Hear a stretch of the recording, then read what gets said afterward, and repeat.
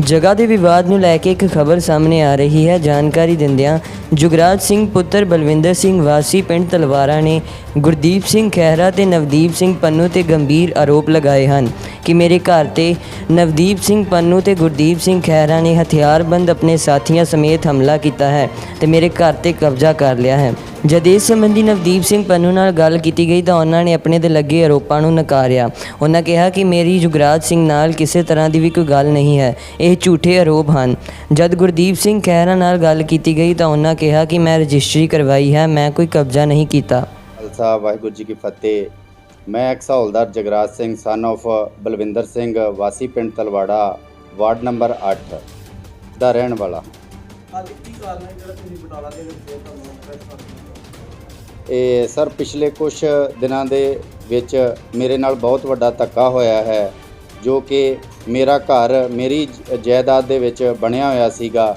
ਅਚਾਨਕ ਹੀ ਨਵਦੀਪ ਪੰਨੂ ਤੇ ਉਸ ਦੇ ਨਾਲ ਗੁਰਦੀਪ ਖਹਿਰਾ, ਜੋ ਕਿ 40-50 ਬੰਦਿਆਂ ਦੇ ਨਾਲ ਹਥਿਆਰਾਂ ਦੇ ਨਾਲ ਮੇਰੇ ਉੱਤੇ ਇਹਨਾਂ ਨੇ ਜਦੋਂ ਹਮਲਾ ਬੋਲ ਦਿੱਤਾ, ਮੈਨੂੰ ਤੇ ਮੇਰੀ ਘਰਵਾਲੀ ਦੀ ਕੁੱਟਮਾਰ ਕੀਤੀ, ਮੇਰੇ ਉੱਤੇ ਪਿਸਤੌਲ ਤਾਣੇ ਗਏ। ਉਸ ਪ੍ਰੂਫ ਹੈ ਤੁਹਾਡੇ ਕੋਲ? ਇਹ ਵੇਖੋ ਜੀ, ਇਹ ਮੇਰੇ ਘਰ ਦੀ ਫੋਟੋ ਹੈ ਇਹ, ਜਿਸ ਵਿੱਚ ਉਸ ਦੇ ਬੰਦੇ ਪਿਸਤੌਲ ਰੱਖ ਕੇ ਮੰਜੀ ਤੇ ਮੈਨੂੰ ਧਮਕੀਆਂ ਦੇ ਰਹੇ ਨੇ ਕਿ ਤੈਨੂੰ ਮਾਰ ਦੇਣਾ ਹੈ, ਤੇ ਉਹਨਾਂ ਨੇ ਫੜ ਕੇ ਮੈਨੂੰ ਤੇ ਮੁੜ ਕੇ ਮੇਰੀ ਘਰਵਾਲੀ ਦੀ ਬਾਂਹ ਤੋਂ ਫੜ ਕੇ ਬਾਹਰ ਕੱਢ ਦਿੱਤਾ ਹੈ।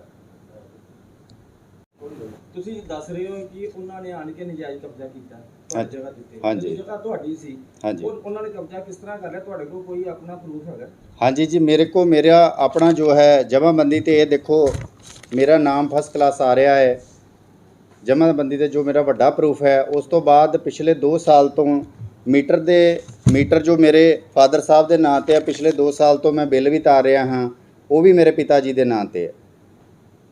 ਬਹੁਤ ਵੱਡੀ ਧੱਕੇਸ਼ਾਹੀ ਕੀਤੀ ਹੈ ਮੇਰੀ ਇਹਨਾਂ ਨੇ ਮੇਰੇ ਨਾਲ। ਸੋ ਮੈਂ ਪ੍ਰਸ਼ਾਸਨ ਤੋਂ ਇਹ ਮੰਗ ਕਰਾਂਗਾ। ਕੰਪਲੇਂਟ ਤੁਸੀਂ ਆਪਣੇ ਉੱਥੇ ਲਿਖਾਈ ਸੀ? ਅਸੀਂ ਸ਼੍ਰੀ ਹਰਗੋਬਿੰਦਪੁਰ ਹਲਕਾ ਦੇ ਵਿੱਚ SHO ਸਾਹਿਬ ਦੇ ਕੋਲ ਵੀ ਗਏ ਸੀਗੇ। ਉਹਨਾਂ ਨੇ ਸਾਡੀ ਮਤਲਬ ਜੋ ਹੈ ਸੁਣਵਾਈ ਨਹੀਂ ਹੋਈ। ਉੱਥੇ ਉਹ ਲਾਰੇ ਲਾਈ ਜਾਂਦੇ ਹਨ, ਕਹਿੰਦੇ ਹਨ ਕਿ ਉਹਨਾਂ ਨੂੰ ਅਸੀਂ ਸੱਦਦੇ ਹਾਂ, ਦੂਜੀ ਵਿਰੋਧੀ ਧਿਰ ਨੂੰ, ਪਰ ਅਜੇ ਤੱਕ ਸਾਡਾ ਕੋਈ ਇਨਸਾਫ ਉੱਥੇ ਨਹੀਂ ਹੋਇਆ। ਉਸ ਤੋਂ ਬਾਅਦ ਅਸੀਂ 30-40 ਬੰਦੇ ਲੈ ਕੇ ਅਮਰਪਾਲ MLA ਸਾਹਿਬ ਕੋਲ ਵੀ ਗਏ, ਪਰ ਉਹਨਾਂ ਨੇ ਜਾਂਦਿਆਂ ਹੀ ਸਾਫ਼ ਇਨਕਾਰ ਕਰ ਦਿੱਤਾ ਕਿ ਮੈਂ ਇਸ ਕੇਸ ਵਿੱਚ ਨਹੀਂ ਆ ਸਕਦਾ। ਸੋ ਪ੍ਰਸ਼ਾਸਨ ਨੂੰ ਮੇਰੀ ਬੇਨਤੀ ਹੈ ਕਿ ਮੇਰੀ ਮਦਦ ਕੀਤੀ ਜਾਵੇ। ਅੱਜ ਤੁਸੀਂ ਬਟਾਲਾ ਆਏ ਹੋ, ਕਿਸ ਕਰਕੇ ਆਏ? ਅੱਜ ਅਸੀਂ ਬਟਾਲਾ SSP ਸਾਹਿਬ ਨੂੰ ਮਿਲਣ ਆਏ ਸੀਗੇ, ਪਰ ਕਿਸੇ ਕਾਰਨ ਮਿਲਾਪ ਨਹੀਂ ਹੋ ਸਕਿਆ।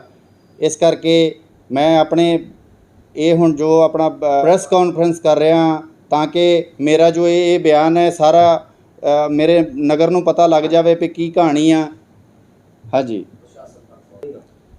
ਦੇਖੋ ਜੀ, ਜੇ ਇਹ ਇੱਥੇ ਲੜਾਈ ਖਤਮ ਨਹੀਂ ਹੁੰਦੀ, ਜੇ ਮੈਨੂੰ ਮੇਰਾ ਘਰ ਨਹੀਂ ਦਵਾਇਆ ਜਾਂਦਾ, ਤਾਂ ਮੈਂ ਅੱਗੇ ਪ੍ਰਸ਼ਾਸਨ ਦੇ ਕੋਲ ਭਗਵੰਤ ਮਾਨ ਸਨਮਾਨਯੋਗ ਜੋ ਪੰਜਾਬ ਦੇ ਮੁੱਖ ਮੰਤਰੀ ਹਨ, ਉੱਥੇ ਤੱਕ ਪਹੁੰਚ ਕਰਾਂਗੇ, ਕਿਉਂਕਿ ਇਹ ਸਾਡੇ ਪਿਤਾ ਜੀ ਦੀ ਯਾਦਗਾਰ ਹੈ। ਇਸ ਕਰਕੇ ਅਸੀਂ ਇਸ ਨੂੰ ਲੈ ਕੇ ਹੀ ਛੱਡਾਂਗੇ।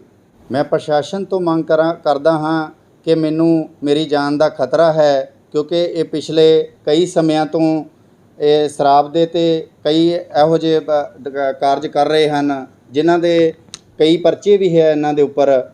ਇਹ ਪਰਚਾ ਜੋ ਹੁਸ਼ਿਆਰਪੁਰ ਤੋਂ ਹੈ ਇਹਨਾਂ ਦੇ ਉੱਪਰ ਪਹਿਲਾ ਪਰਚਾ, ਦੂਸਰਾ ਪਰਚਾ ਜੋ ਹੈ ਕਪੂਰਥਲੇ ਤੋਂ ਹੈ। ਇਹਨਾਂ ਦੇ ਉੱਪਰ ਕਾਫੀ ਪਰਚੇ ਵੀ ਚੱਲ ਰਹੇ ਹਨ, ਪਰ ਮੈਨੂੰ ਮੇਰੇ ਪਰਿਵਾਰ ਨੂੰ ਖਤਰਾ ਹੈ ਇਹਨਾਂ ਤੋਂ। ਮੈਂ ਪ੍ਰਸ਼ਾਸਨ ਤੋਂ ਮੰਗ ਕਰਦਾ ਹਾਂ ਕਿ ਮੇਰੀ ਇਸ ਵਿੱਚ ਸਹਾਇਤਾ ਕੀਤੀ ਜਾਵੇ। ਮੇਰਾ ਨਾਮ ਜੀ ਗੁਰਦੀਪ ਸਿੰਘ ਤੇ ਜਿਹੜਾ ਆ ਕਿ ਫੌਜੀ ਦੇ ਉੱਤੇ ਐਲੀਗੇਸ਼ਨ ਲਗਾਏ ਗਏ ਨੇ, ਕੋਠੀ ਨੂੰ ਲੈ ਕੇ, ਤਾਂ ਕੀ ਕਹਿਣਾ ਚਾਹੋਗੇ? ਦੇਖੋ ਜੀ, ਉਹ ਫੌਜੀ ਦੇ ਜਿੰਨੇ ਵੀ ਐਲੀਗੇਸ਼ਨ ਆ ਬੇਬੁਨਿਆਦ ਹੈ। ਉਹਦੇ ਵਿੱਚ ਉਹਦਾ ਕੋਈ ਉਸ ਮਕਾਨ ਵਿੱਚ ਲੈਣਾ ਦੇਣਾ ਨਹੀਂ ਹੈ। ਮੈਂ ਅੱਜ ਤੋਂ ਕੋਈ ਆਪਣਾ ਕੀ ਇਹਨੂੰ ਕਹਿੰਦੇ ਮਈ ਮਹੀਨੇ ਵਿੱਚ ਉਹ ਕੋਠੀ ਖਰੀਦੀ ਸੀ।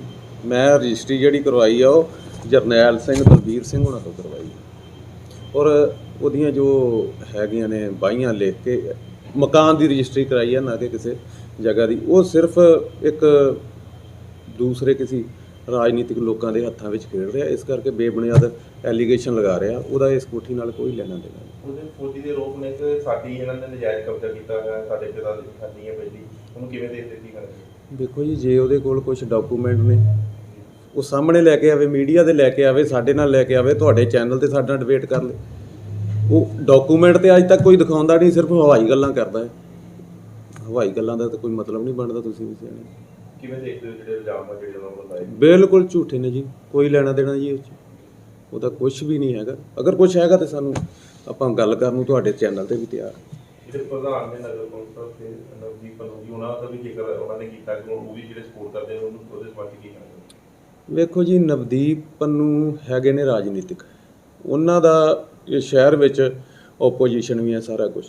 ਜਿਨ੍ਹਾਂ ਦੇ ਉਹ ਹੱਥਾਂ ਵਿੱਚ ਜਾ ਕੇ ਮਤਲਬ ਨਵਦੀਪ ਪੰਨੂ ਨੂੰ ਬਦਨਾਮ ਕਰਨਾ ਚਾਹੁੰਦਾ, ਉਹਨਾਂ ਦੇ ਨਾਲ ਲੱਗ ਕੇ। ਉਹ ਨਵਦੀਪ ਪੰਨੂ ਨਾਲ ਮੇਰੇ ਰਿਲੇਸ਼ਨ ਅੱਜ ਦੇ ਨਹੀਂ ਆ, ਬਹੁਤ ਪੁਰਾਣੇ ਆ। ਅਸੀਂ ਕਾਰੋਬਾਰ ਵੀ ਸਾਡਾ ਸਾਂਝਾ ਆ, ਅਸੀਂ ਵੈਸੇ ਵੀ ਸਾਡੇ ਫੈਮਿਲੀ ਰਿਲੇਸ਼ਨ ਆ, ਇੱਕ ਦੂਸਰੇ ਨੂੰ ਮਿਲਦੇ ਗਿਲਦੇ ਆ। ਉਸੇ ਆੜ ਵਿੱਚ ਉਹ ਲੈ ਕੇ ਨਵਦੀਪ ਪੰਨੂ ਨੂੰ ਬਦਨਾਮ ਕਰਨਾ ਚਾਹੁੰਦੇ। ਕੀ ਕਹਿਣਾ ਚਾਹੋਗੇ ਜਿਹੜੇ ਲਗਾਤਾਰ ਉਹਨਾਂ ਦੇ ਵੱਲੋਂ ਇਦਾਂ ਐਲੀਗੇਸ਼ਨ ਲਗਾਉਣੇ ਗਲਤ ਜਿਹੜੇ, ਕੀ ਕਹਿਣਾ ਚਾਹੋਗੇ? ਵੇਖੋ ਜੀ, ਉਹ ਤੇ ਹੁਣ ਉਹਦੀ ਸੋਚ ਆ। ਜੇ ਕੁਝ ਹੁੰਦਾ ਤੇ ਅੱਜ ਤੱਕ ਪ੍ਰਸ਼ਾਸਨ ਆ, ਸਾਰਾ ਕੁਝ ਆ, ਕਿਤੇ ਨਾ ਕਿਤੇ ਤੇ ਸਾਨੂੰ ਮਤਲਬ ਉਹ ਕਰਦਾ ਨਾ, ਬੁਲਾਉਂਦਾ ਹੈ ਕੁਝ, ਕਿਤੇ ਆਪਣੇ ਕੋਲ ਥਾਣੇ ਜਾਵੇ, ਪੁਲਿਸ ਹੈ, ਸਾਰਾ ਕੁਝ ਆ। ਅਸੀਂ ਸਾਰੇ ਇਸ ਤਰ੍ਹਾਂ ਦੇ ਐਲੀਗੇਸ਼ਨ ਲਗਾਉਣੇ ਉਹਨਾਂ ਨੂੰ ਕਿਵੇਂ ਦੇਖਦੇ ਹੋ? ਸਰ, ਉਹ ਵੇਖੋ ਜੀ, ਬਿਲਕੁਲ ਝੂਠੇ ਇਲਜ਼ਾਮ ਲਗਾ ਰਿਹਾ। ਉਹਨੇ ਸਾਡੇ ਤੇ ਦਰਖਾਸਤਾਂ ਵੀ ਦਿੱਤੀਆਂ ਸੀ, ਅਸੀਂ ਥਾਣੇ ਵਗੈਰਾ ਜਿੱਥੇ ਵੀ ਸਾਨੂੰ ਬੁਲਾਇਆ ਗਿਆ, ਅਸੀਂ ਆਪਣੇ ਪ੍ਰੂਫ ਪੇਸ਼ ਕੀਤੇ। ਉਹਦੇ ਵਿੱਚ ਉਹਦਾ ਕੁਝ ਵੀ ਉਹ ਪ੍ਰੂਫ ਪੇਸ਼ ਨਹੀਂ ਕਰ ਸਕਿਆ। ਵੇਖੋ, ਇਹ ਰਜਿਸਟਰੀ ਹੈ ਮੇਰੇ ਨਾਂ ਦੀ, ਕੋਈ ਐਵੇਂ ਕਿਸੇ ਦੀ ਜਗ੍ਹਾ ਦੱਬ ਸਕਦਾ? ਉਹ ਹਰੇਕ ਜਗ੍ਹਾ ਝੂਠਾ ਜੀ। ਉਹ ਵੈਸੇ ਹੀ ਬਸ ਹਵਾਈ ਗੱਲਾਂ ਇਹ ਕੰਪਲੀਟ ਡਾਕੂਮੈਂਟ ਤੁਹਾਡੇ ਨਾਲ ਆਇਆ, ਤੁਸੀਂ ਬਿਲਕੁਲ ਜੀ A to Z। ਜੇ ਉਹਦੇ ਕੋਲ ਕੁਝ ਹੈ ਤੇ ਲੈ ਕੇ ਆਵੇ, ਸਾਹਮਣੇ ਲੈ ਕੇ ਆਵੇ, ਬੈਠ ਕੇ ਗੱਲ ਕਰੇ। ਸਰ, ਇੱਕ ਉਹਨਾਂ ਵੱਲੋਂ ਕਿਹਾ ਗਿਆ ਕਿ ਮੀਟਰ ਜਿਹੜਾ ਵਾ ਮੇਰੇ ਫਾਦਰ ਦੇ ਨਾਂ ਤੇ ਲੱਗਾ ਹੈ। ਨਹੀਂ, ਇਹ ਬਿਲਕੁਲ ਝੂਠ ਹੈ ਜੀ। ਉਸ ਕੋਠੀ ਵਿੱਚ ਕੋਈ ਇਹਦੇ ਬਾਪ ਦੇ ਨਾਂ ਦਾ ਮੀਟਰ ਨਹੀਂ ਹੈ। ਸਰ, ਤੁਹਾਡਾ ਮੀਟਰ ਨਹੀਂ, ਸਾਡੀ ਸਪਲਾਈ ਹੈ ਕਿਸੇ ਹੋਰ ਨਾਲ ਆ ਸਾਡੀ। ਸਰ ਲਗਾਤਾਰ ਇਸ ਤਰ੍ਹਾਂ ਦੇ ਐਲੀਗੇਸ਼ਨ ਲਗਾਉਣੇ ਉਹਦੇ ਫੌਜੀ ਦੇ ਵੱਲੋਂ, ਕਿਵੇਂ ਦੇਖਦੇ ਹੋ? ਵੇਖੋ ਜੀ, ਐਲੀਗੇਸ਼ਨ ਕੋਈ ਵੀ ਕਿਸੇ ਤੇ ਲਗਾ ਸਕਦਾ। ਝੂਠੇ ਐਲੀਗੇਸ਼ਨ ਲਾਉਣ ਲੱਗਿਆ ਕੁਝ ਨਹੀਂ ਲੱਗਦਾ ਪੱਲਿਓਂ। ਠੀਕ ਹੈ ਜੀ। ਉਹ ਜੇ ਕੋਈ ਉਹਦੇ ਪੱਲੇ ਹੈਗਾ, ਕੋਈ ਕਾਗਜ਼ ਪੱਤਰ ਹੈਗਾ ਉਸ ਮਕਾਨ ਦਾ, ਤੇ ਲੈ ਕੇ ਆਵੇ।